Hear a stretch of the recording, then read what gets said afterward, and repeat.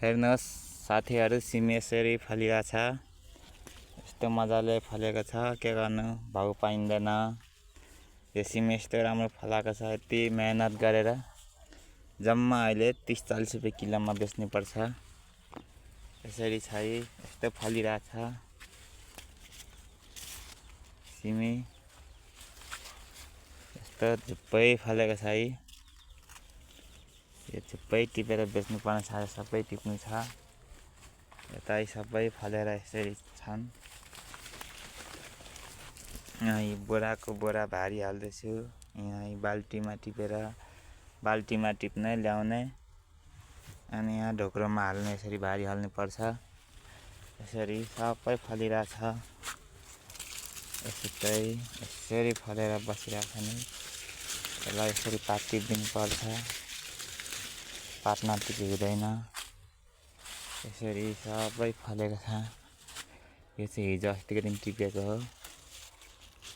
यसरी यो सब टिपिसक्दै गरेको यतातिर यसरी फल्छ। सिमी यसरी छ,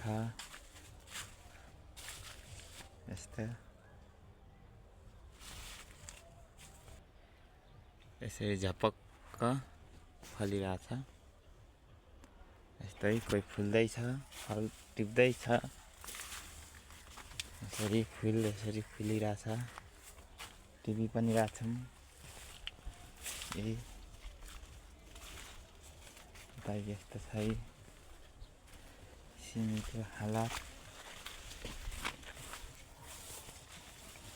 यसरी छ फलेको सिमी।